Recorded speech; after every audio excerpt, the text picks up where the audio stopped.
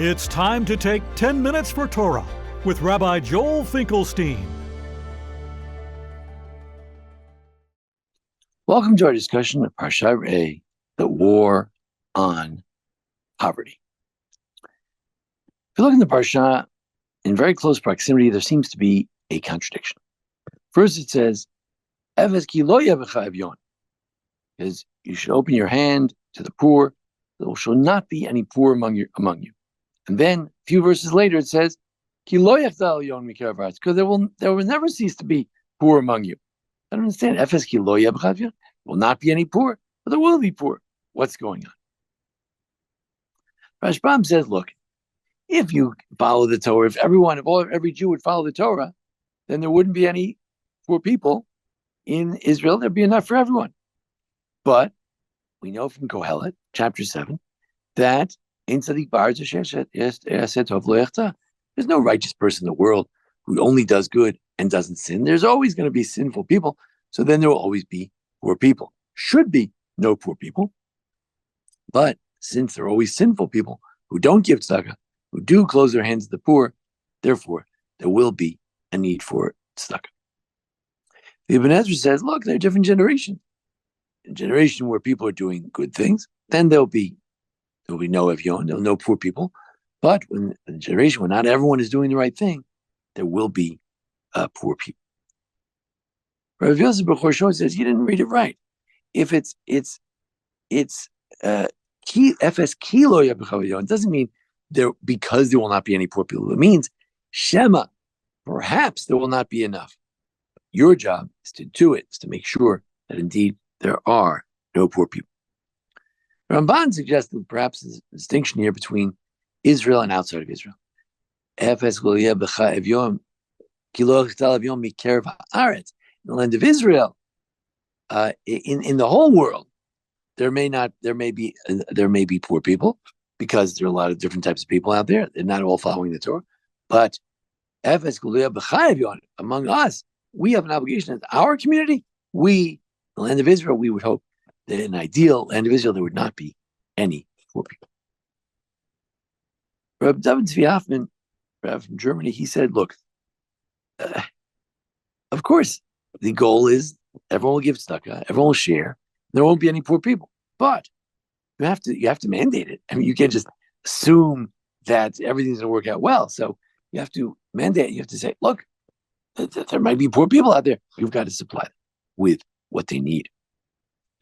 Rabbi Simon Fal Hirsch points out that there's a countervailing value which may lead to the fact that there will always be poor people. On the one hand, there shouldn't be any poor people because everyone should be generous and we'll all give. But the countervailing value is self-sufficiency. James Hirsch lived in the 19th century. Maybe the idea of Germany of rugged individualism, which later became popular in America, was out there, that you need to be self-sufficient. A person should not stick out their hand for charity if they absolutely don't need it. So there is a notion that you try to be self-sufficient. You try not to take.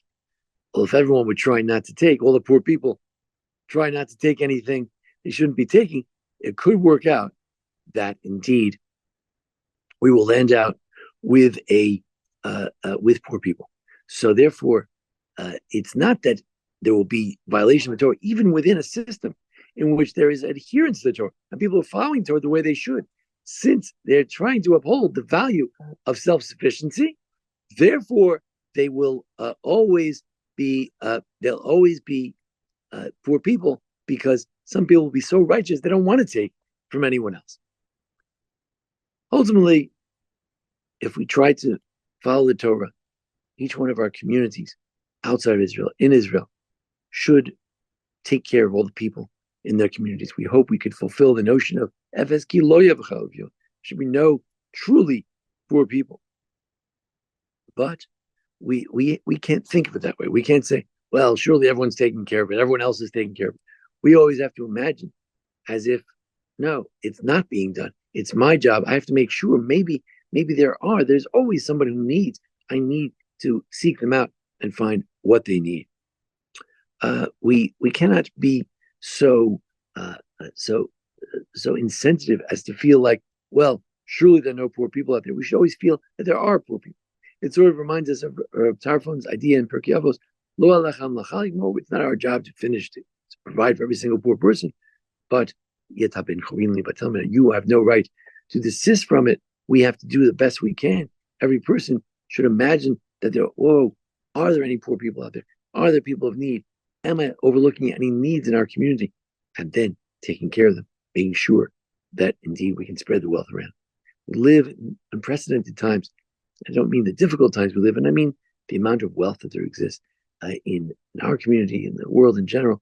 There's tremendous foundations, tremendous amount of money. And the question is, with all these foundations, with all the money that's out there, do we have any poor people in our community who need a car, who need transportation, who need better health care, who need a better housing, who need simply food? Is there a way that we can match the tremendous wealth and blessings we've been given? As the Torah says, God will bless you. Surely God has blessed us in our generation. Tremendous wealth. Have we been able to match that wealth with the needs in the community, the few people left behind in our own community who are not of means? That's our first question. Then beyond that, other poor people out in the world. First question is, are we taking care of our own? Are we taking care in our community? Are there, God forbid, people in our community who have needs? How can we meet those needs? How can we use all the blessing that we have to bless others and to help others? And hopefully, when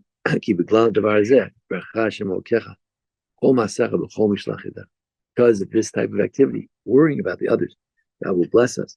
It says in the Parsha, because of this, God will bless you, all the work of your hands and in all activities of your hands. Thank you for joining us here at the Baron Hirsch Congregation for discussion. Parsha A. Join us each week for discussion of the various holidays. And thanks to Jason Lefkowitz, our producer. This has been 10 Minutes for Torah with Rabbi Joel Finkelstein.